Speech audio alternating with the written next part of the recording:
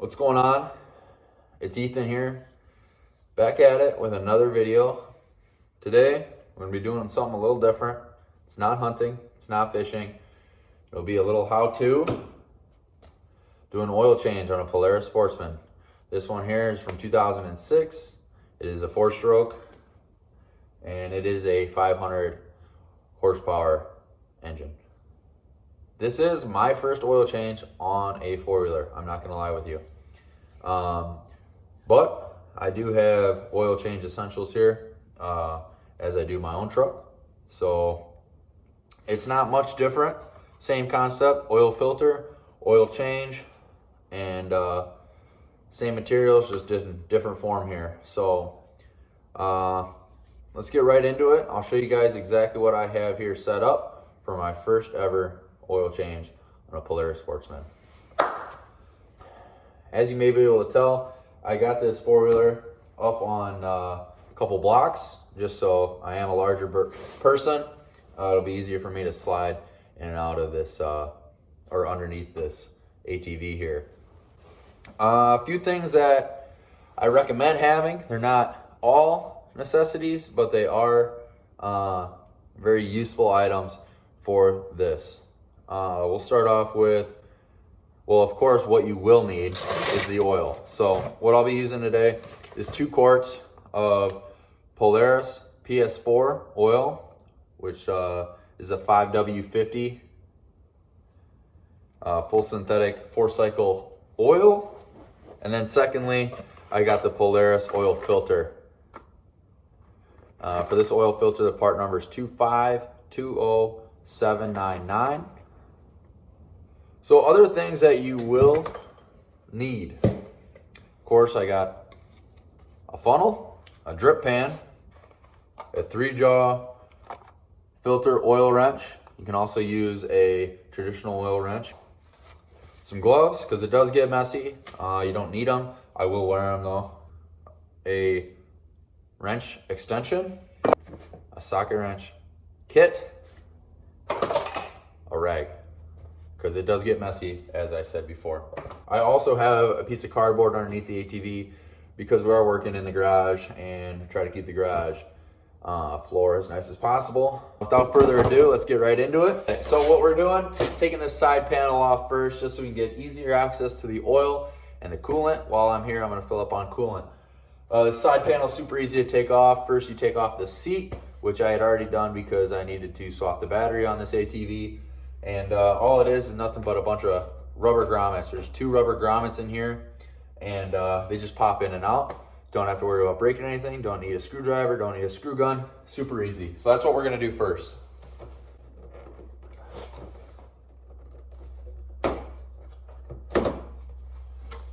Okay, I lied. It's actually 1 rubber grommet, and it just slides right in the grooves, like so. We got the oil filter, this black ring here, and I'll show you what the brand new one looks like up close so you guys get a better idea. So oil filter should look just like this, and it's going right here. And to the left of the oil filter, we have the oil fill-up reservoir. Below the oil fill-up reservoir, we have the oil reservoir itself.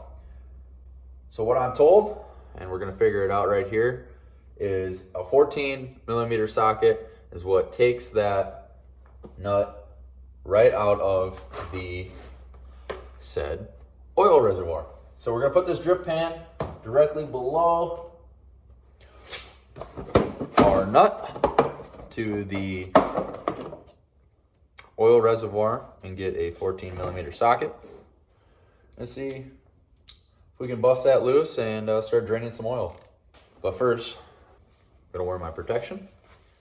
This may take a second. It's cold, I'm sorry.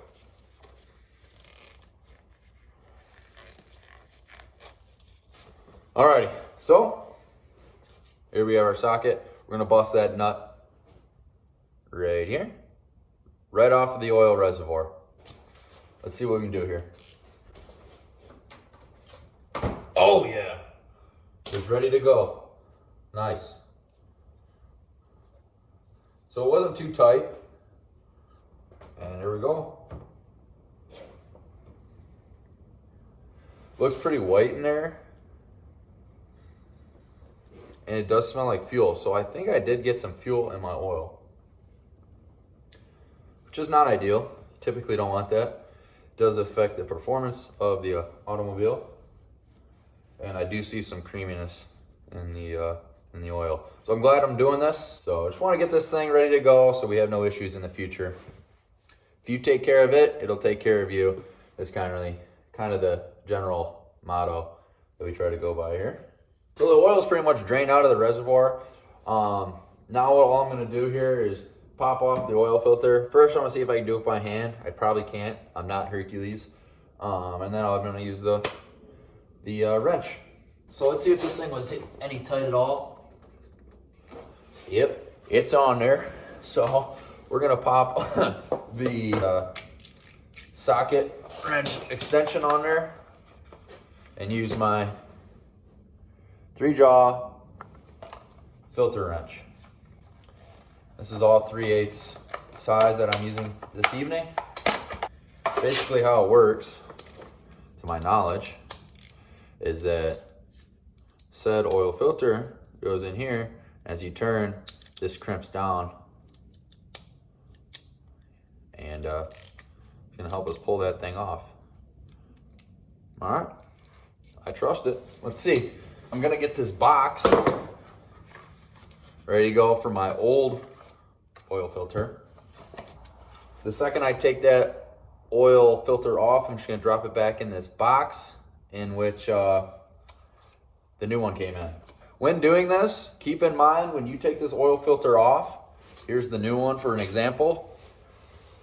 If you haven't done oil changes, you wouldn't know this, but this is a rubber seal all the way around the top of the oil filter. You can kind of see it, it's a grayish color. And when you're taking the old one off, just make sure that comes off with the oil filter, because you'll have problems trying to put the new one on, trust me. So pop off the oil filter, just make sure you take that seal off as well. So let's do that. Hopefully this doesn't give us a hard time. It's already giving us a hard time.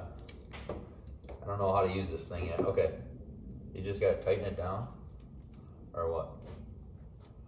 How's this piece of junk work? Come on. So this is totally up to par with how things go for me.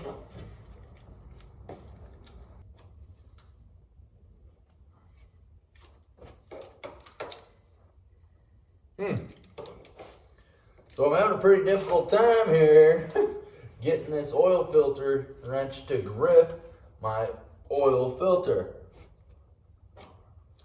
which is fine. I don't want to mess with it too much. So second resort here, so I'm going to use a traditional oil wrench to get that thing off. So here's a traditional oil wrench. Just going to bust right into that thing. Just going to crimp it down. I'm going to be able to twist it right off, in theory. Here we go. So I busted it loose. Now I'm going to move this drip pan just a smidge. Oil filter is loose. I'm going to take it off as gentle as possible. Leaking. Definitely leaking. Hopefully catching. Probably not catching. Nice. So here's the old one. It's actually pretty rusted around the ring. So glad we got that off. Let's put this aside into the old carton. I'm going to keep that, and you'll see why here in a moment. But now what I'm going to do is wipe off the excess oil. Just a light dabble in there, in the casing. And move my drip pan back over. Now what we're going to do here, switch our wrench back to the 14mm socket, and we are going to tighten up this nut from our oil reservoir back onto the bottom of our reservoir here. Tighten it down fairly snug.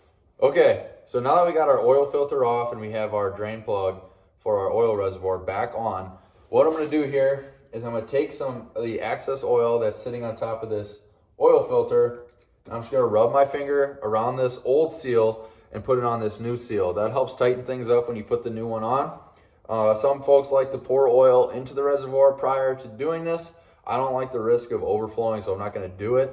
But that's what we're going to do here is we're putting this brand new one on. And all you have to do is tighten it hand tight. You don't have to crank that thing down.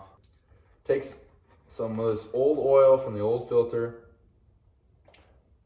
and just rub it around the seal of the brand new filter.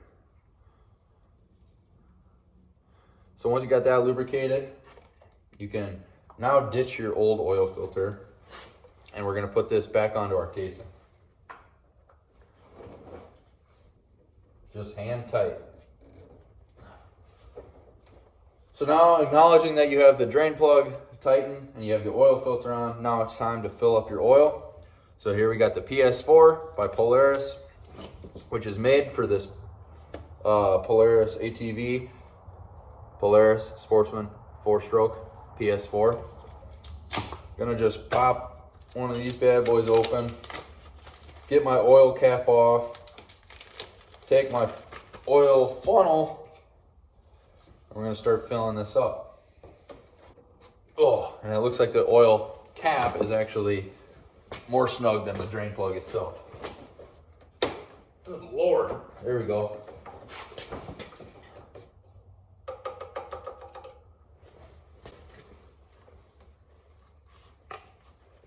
Make sure to wipe off your dipstick.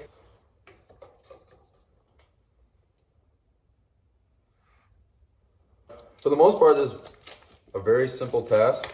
Unfortunate that that filter wrench didn't work out for me, but I think the problem was that thing was just cranked on there too tight, and it hadn't been replaced in a long time, so it had been pretty snug. No biggie. But now I have one. It was $5. It's always good to have an extra of something, or something that you don't have for in the event that you might need it. At least I tell myself that when I buy something and don't have the receipt.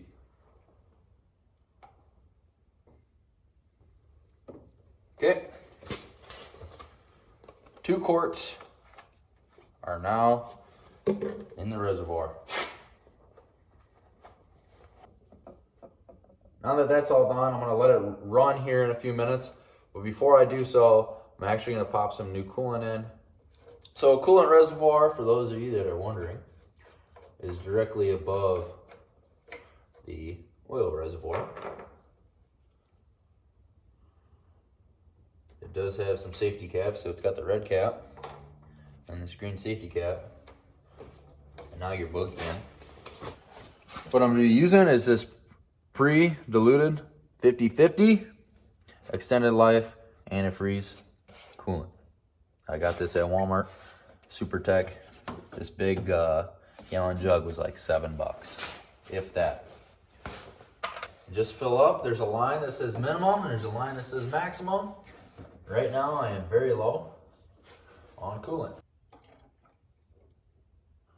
So we're now back at maximum. So now I'm going to start this thing up. We're going to let it run for a few seconds. I'll give it maybe a minute or two. And I'm going to shut it off. I'm going to fire it back up. So hopefully this thing starts. Like I said, brand new battery was just put in here. I had it on a trickle charge. And now we got new oil and coolant. So let's do this. Fire it up.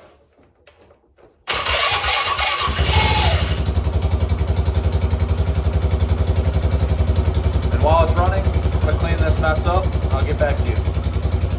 And of course, make sure your vehicle is in neutral and rev it up a few times with your hand on the brake. And make sure you get some things circulating in there, things getting lubed up, oil finding its way into places oil should be. I feel really good now that this old oil out of here because it was milky, and just makes me feel better that this machine has some clean oil in it now.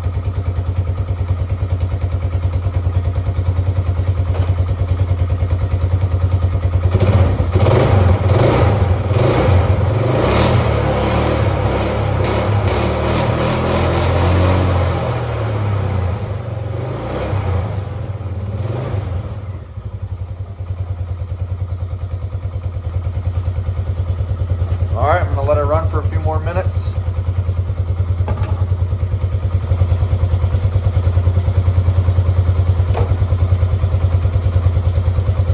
Tell you what, as easy as it is to get this thing off, the pain in the butt to put back on. Kidding. Use your ear. Classic. Boom. So now, oil has likely found its way into places oil should be. Things have gotten warmed up. I'm gonna let it cool down for a few more minutes as I get everything all put back together in this joint, and I'm gonna start it back up for a few more minutes. But other than that, that's how it's done. That's how you do a quick oil change on your Polaris Sportsman for wimps. That's how it's done. Sorry, wimps. That includes me, because I had no idea what the hell I was doing. But it seemed pretty easy. It's what I saw in the videos that I watched. And hopefully I can make this helpful for you guys who are also doing similar applications to your Polaris Sportsman. So, it was super easy. It was actually kind of fun because I stayed clean. And, you know, it's good to save some money and do it yourself. I bought this kit for the filter and the Polaris oil for just under 50 bucks. It was like $46 for the kit for the PS4 1-quart bottles. That's 5W50 full synthetic oil with the oil filters. So 2 of these, 1 oil filter. Not a bad deal. Definitely save some money doing it yourself. I recommend it if you're able. And if not, find someone that can do it and give you a hand, because it's not too difficult. If you have the small amount of tools that I have, it's relatively easy. So stay tuned. Hopefully I get some more content out for you guys. I still have some footage that I haven't put together from the hunting season. During the gun deer season, we'll see. But I definitely plan on using my kayak. You can see the canoe hanging up there. I got the kayak on the other side. So hopefully we can do some kayak fishing here this spring. Get the Ranger out. Hopefully put a hurting on some largemouth and some smallies here soon. I don't know. We'll see. Definitely excited because there is not any safe ice in the southeastern Wisconsin region. And there's hardly any safe ice in the entire state of Wisconsin. So I'm not going north to go ice fishing. It's just not worth it right now. Everyone's having a hard time finding good ice. So what does that mean? Just gonna have to wait till spring. Do some shed hunting maybe in the meantime. We'll see. But stay tuned. Thank you guys for watching Wet and Wild Outdoors. And as always, keep it real. See you guys. And while I got this open, I'm also going to fill up on coolant because it is low. Well, shit. Okay, so now that we got the oil filter off and our plug back on the drink, on the